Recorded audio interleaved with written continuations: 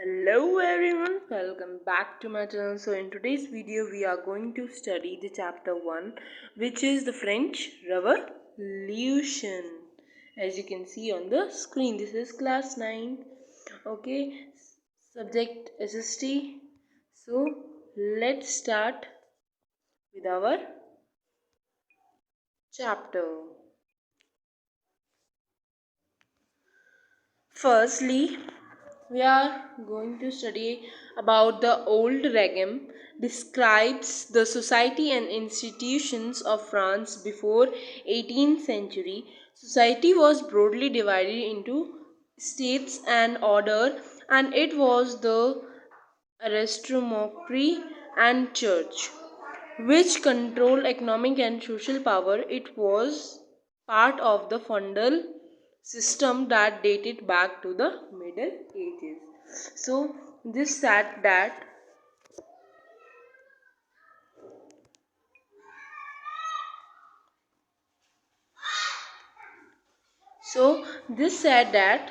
the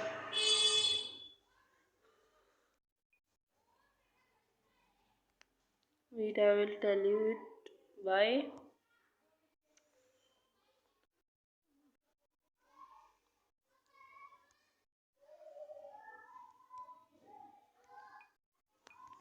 Not this one. Okay.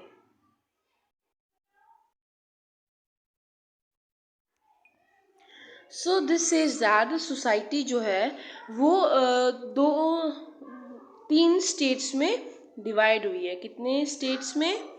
3 states में. इसमें बताया नहीं है कि ये कितने स्टेट्स में डिवाइडेड हुई है, लेकिन इसमें बोला जा रहा है कि ये 3 स्टेट्स में डिवाइडेड हुई है. तो वो कौन कौन से 3 स्टेट्स है वो भी हम इसके बाद में पढ़ेंगे, लेकिन उससे पहले हम ये पढ़ेंगे कि उसमें कौन कौन सी चीज़ें, कौन कौन कंट्रोल करता था उन पावर्स को. तो ज़्यादातर जो पावर होती थी किसके हाथ में होती थी? चर्च के हाथ में होती थी वो ज़्यादातर पावर्स. ठीक है, जिससे वो इकोनॉमिक और सोशल पावर उसी के हाथ में थी और वो कंट्रोल करता था पावर को. जैसे ये जो आप देख रहे हो, ये जो किंग है, फिर नोबल्स हैं, फिर वेसल्स है, पीजेंट्स है लास्ट में. तो इनको मतलब इनको टैक्स पे करना पड़ता था. किसको? चर्च को करना पड़ता था. Not king, only church. Okay, so अभी हम यहाँ पे चलते हैं. इन किंग का क्या काम होता है? The king own all the land in the country and made the laws.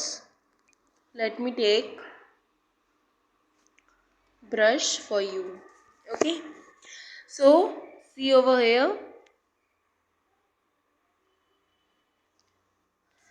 I know that it's blur but I cannot do nothing. So the king owned all the land in the country and made the laws. He gave an area of land called a fifth to rich lords and nobles. सो जो king है वो उसके पास जो है वो सारी land रहती थी, ठीक है, कंट्री की. तो वो खुद के लॉज बनाता था, दूसरे लोगों को अलग अलग एरिया देता था.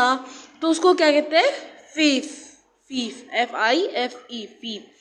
जो रिच लैंडलॉर्ड्स होते हैं और नॉबल्स होते हैं उनको देता था. किसको? Rich landlords and nobles. Okay, so now second is उसके किंग के अंडर काम करने वाले जो मंत्री वगैरह होते हैं. In return the lords and nobles agreed to supply the king with soldiers and horses to from his army. Means return में जो जिन्होंने लैंड ली रखी होती है वो सप्लाई करते हैं किंग को सोल्जर्स, हॉर्सेस. किसके लिए? उनकी आर्मी के लिए. पहला हमने कंप्लीट कर लिया किंग का. एक तरह से ये जो पूरा है वो पिरामिड है. पिरामिड कहते हैं इसको। तो सबसे पहले हमने फर्स्ट पिरामिड कर लिए कंप्लीट, सेकंड पिरामिड अभी हमारा चल रहा है।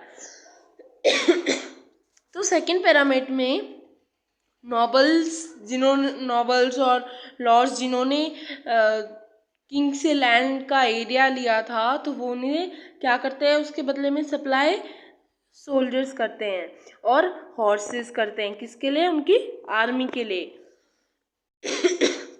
एक और है इसके बारे में, the nobles gave some land to the professional soldiers. अब जो नॉबल्स हैं वो भी दूसरे सोल्जर्स को प्रोफेशनल सोल्जर मतलब बहुत जो अच्छे सोल्जर्स हैं जिन्होंने बहुत अच्छा काम किया उनको लैंड देते थे। ठीक है, कुछ लैंड देते थे। नाउ अब हमारी बारी है थर्ड पिरामिड की। तो थर्ड पिरामिड में बोला गया है, in the return these kindness found fought from nobles and the kings. Means फिर इनको रिटर्न में जो मिलता था वो इनको मिलता था, नॉबल्स ने दिया था ना, और किंग ने पहले नॉबल्स को दिया और लॉर्ड्स को दिया। अब लॉर्ड्स ने क्या किया, लॉर्ड्स ने अब सोल्जर्स को दिया। नाउ लास्ट पिरामिड जिसमें सिर्फ पीजेंट्स आते हैं। तो peasant work the land for the nobles and knights who in turn offered them protection. Means peasant जो है काम करते थे उधर लैंड पे, और जो नॉबल्स देते थे और जो भी सोल्जर्स देते थे जिनके घरों में ये काम करते थे, तो वो उनको एक ऑफर देते थे, प्रोटेक्शन देते थे। ठीक है, so let's go to the next slide. Okay, now जो थर्ड स्टेज थे वो मैंने आपको बताए थे। तो फर्स्ट स्टेज जो था हमारा वो था क्लर्जी। अब क्लर्जी क्या होता है? Clergy group of person invited with special functions in the church, they had access to high offices absectment from paying taxes। Means clergy क्या थे? क्लर्जी एक ग्रुप था पर्सन का जो स्पेशल फंक्शन करते थे, जो भी चर्च के पीपल थे सारे, वो एक ग्रुप ऑफ पर्सन था, तो वो चर्च के पीपल थे, तो उनको हाई ऑफिसर्स माना जाता था। लेकिन उनको क्या नहीं करना पड़ता था, टैक्स पे नहीं करना पड़ता था। जो टैक्स पे करना पड़ता था वो था थर्ड स्टेट को करना पड़ता था, सिर्फ नॉबल्स को भी नहीं करना पड़ता था, नोबेलिटीज को भी। ठीक है, सो अब सेकंड स्टेट की बारी है। अब सेकंड स्टेट है नोबेलिटी। नोबेलिटी क्या होता है? रिच नॉबल्स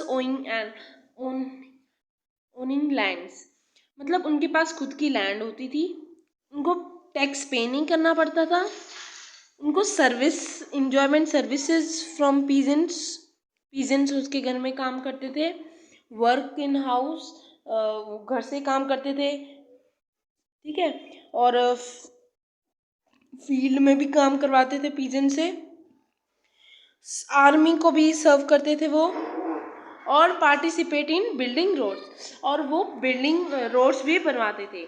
ठीक है, अब बारी है थर्ड स्टेट की जिसमें पीजेंट्स आते थे। सो पीजेंट्स में हमें नाउ जो अब हमारा थर्ड स्टेट है उसमें 98% पॉपुलेशन आती थी, मतलब ज़्यादातर लोग जो थे वो ज़्यादातर लोग जो हैं वो थर्ड स्टेट के थे, और फिर 1% जो थे वो नोबेलिटी थी, और 1% यहाँ पे भी क्लर्जी थे।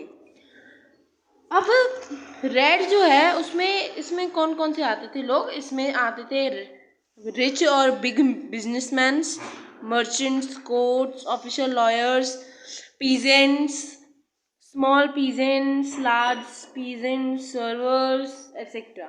तो ये जो है ज़्यादातर ये जो साइन कलर दिख रहा है आपको, ये है स्मॉल पीजेंट्स का। As you can see all of you, small peasant which is who they are landless. Okay, so अब ग्रीन कलर है पीजेंट्स एंड आर्टिशंस का, मतलब ये थोड़े से बड़े हाई पे आ जाते हैं। और फिर आ जाता है हमारा red colour which is rich businessman. Okay, so I hope all of you enjoy this video, and if you have any doubt you can ask me in the comment, and also subscribe my channel if you are coming first time. Now let's talk about the third state again, because there are only third state whereas so many peoples are there. So firstly I just want to tell you that, okay, third state. The third state was remaining 98, as I tell to you 98% people जो थे वो किस में थे, third state में थे। ठीक है, नाउ फर्स्ट पॉइंट जो है इसका, ये सारे पॉइंट्स बहुत इंपॉर्टेंट है, so please take the screenshot of this. Now अब हम इस वर्ड को यूज ना करके peasant, merchants, well educated, believed in liberty and equality को यूज कर सकते हैं। ठीक है, so merchants, well educated, believed in liberty and equality and had to pay high taxes through still retained much of their wealth। Means जो merchant थे, जो अच्छे पढ़े लिखे थे, जिन्हें लिबर्टी पे विश्वास था, जो इक्वालिटी चाहते थे, उन्हें हाई टैक्स पे करना पड़ता था। ठीक है, और उनकी वेल्थ के हिसाब से। ठीक है, second point, workers in the cities, जो वर्कर होते थे सिटीज़ में वो लो वेजेस पे कमाते थे, मतलब बहुत कम कमाते थे। Often unemployed and often hungry, चाहे वो कितने भी अनएम्प्लॉयड हो, चाहे वो कितने भी भूखे हों। Third, peasants half of their income, उनकी हाफ इनकम देते थे उनको, out of the noble taxes and the church. इन चीज़ों को निकाल के, नोबल्स को टैक्सेस को और चर्च को निकाल के उनको less amount of income paid की जाती थी। अब now there are two types of taxes. First is tithe and second is taille. So tithe क्या होता था? टिथे टैक्स भी paid by the directly to the taille जो है वो टैक्स जो है पेड किया जाता था डायरेक्टली टू द स्टेट को, गवर्नमेंट को। ठीक है, और टिथे में जो चर्च को पहले पे किया जाता था, पीजेंट्स को, मतलब जो डायरेक्टली पेड नहीं किया जाता था गवर्नमेंट को, पहले वो चर्च को देते थे, फिर बाद में चर्च वाले किंग को देते थे। ठीक है, now indirect taxes, we levelled on article of everyday consumptions और लाइक सॉल्ट और तम्बाकू, वो हर एक चीज़ पे टैक्स उनको देना पड़ता था। किसको? टिले को। टिले में उनको हर एक चीज़ का देना पड़ता था, टिथे में देना पड़ता था उनको टैक्स, हर एक चीज़ का, चाहे वो दूध ले, चाहे वो नमक ले, चाहे वो तम्बाकू ले, चाहे कुछ भी ले। नाउ द ओल्डन रेगिम क्या होता है? As you can see this cartoon from the area of the French revolution depict the third state as a person in chains. As you can see, this is the third state person जो chain में बंधा हुआ है। Now, who support the clergy and nobility on his back, means ये clergy है और ये nobility है, ये वाला। ठीक है, और ये जो है ये कौन है? ये है third state person. Okay, now जो ये जो कार्टून है ये कहाँ का है? ये ईरा से लिया गया है, फ्रेंच रेवोल्यूशन के लिए। ठीक है, नाउ स्ट्रगल फॉर सर्वाइवल। अब स्ट्रगल किया गया था सर्वाइवल के लिए स्ट्रगल किया गया था, जीने के लिए। How it is possible? By 1789, the population of France had reached 28 million from 23 million in 1715. Means struggle हो रहा था जीने के लिए कब से? बाय 1789 वो पॉपुलेशन जो थी फ्रांस की वो पहुंच गई थी 28 मिलियन तक, और फिर धीरे धीरे वो, और कैसे हुआ ये? लेकिन उससे पहले क्या था? 23 मिलियन लोग थे कब? 1715 में। तो सोचो कितना फर्क हुआ है 89 और 15 में, कितने लोग आगे बढ़े हैं। ठीक है, ठीक है। Now this lead to rapid increase in demand of the food grain. अब जैसे जैसे पॉपुलेशन बढ़ती गई वैसे वैसे डिमांड भी बढ़ती गई।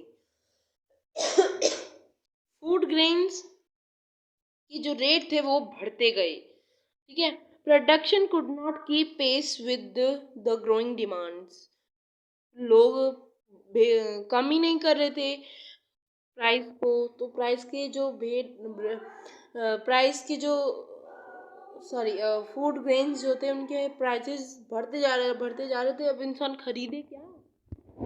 ठीक है। Now second, price of bread staple diet rose rapidly. अगर इंसान के पास खाने के लिए ना हो तो वो, उसके पास इतने तो पैसे होंगे कि वो एक ब्रेड खा ले, लेकिन ब्रेड जो एक हर कोई खाता है वो, उसके प्राइस तो बहुत ही बढ़ गए थे। उसकी डिमांड इतनी ज़्यादा हो गई थी, बहुत ज़्यादा। Majority of population who worked as labored had fixed wages. The wages could not keep paces with rises in the price. Wages जो खरीदने वाले लोग थे वो, उन्हें मंजूर नहीं था कि इतने सारे प्राइसेस क्यों बढ़, इतने ज़्यादा प्राइसेस क्यों बढ़ रहे हैं, हमें समझ नहीं आ रहा, हम कैसे खरीदे, क्या खरीदे। तो लोग बहुत परेशान हो गए इस रूल से। The gap between the rich and poor is widening. जितना जितना